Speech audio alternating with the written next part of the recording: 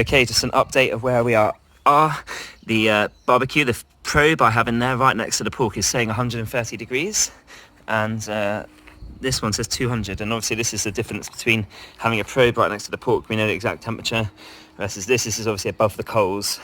And it takes about an hour, so just to reassure you, it took about an hour very slowly to get up to into the 120s, and then we've just been closing the vents to keep it down. So like maybe that first hour or so, just to get its temperature and stabilise it, you sort of need to be kind of on hand every 5-10 minutes. And whenever you do a tweak on the vent, you need to leave it a good 10 minutes to take effect. Don't like just do it and then a minute later see nothing's happened, so then do it again and it all spirals out. And now pork's 136, sorry, not 136, 36 in the pork, and I'm taking this to 65 degrees before I wrap it. So it should be 4 hours in total, around there.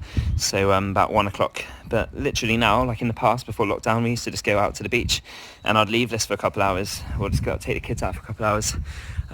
There's the apple tree. We're just hanging out in the garden. There's the apple tree where a bit of that wood came from. I think we're going to do a paddling pool for the kids today, because look at that sky. Birds tweeting up in the tree.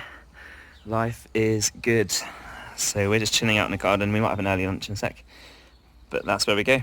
65 degrees, take the pork off, chuck it in the foil, a bit of beer, wrap it up, put it back on again. It's 1:20, so it's been just a bit over 4 hours, and the meat is 65 degrees Celsius, just hit there. The ambient temperature in the barbecue is still in the 120s, low 120s, so I've kept it pretty constant there, doing well. Let's have a first look at this. Woo-hoo. And like you see, there's still lots of coals in. I don't know if you can see in the shadow. And this pork is looking really, really lovely.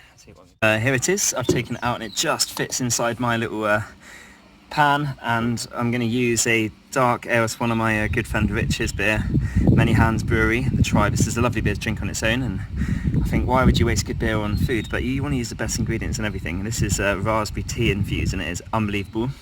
And I usually use like an IPA on the pork, but I'm experimenting. So I'm literally going to pour the whole bottle over the pork, now fat side up. And I'm going to wrap it all up with foil and get it back on the barbecue. There you have it, it's all wrapped up with the beer. I've let the lid stay off a little bit and you can see the coals just, I don't know if you can, there we go, a little bit of embers starting to, now we've got lots of air starting to flare up. So now it doesn't matter if it goes a little bit higher, like 130, 140 degrees Celsius.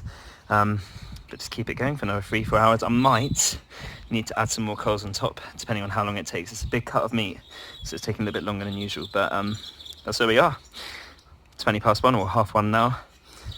3 or 4 more hours, half hour rest, eating dinner 5:30 with the kids hopefully.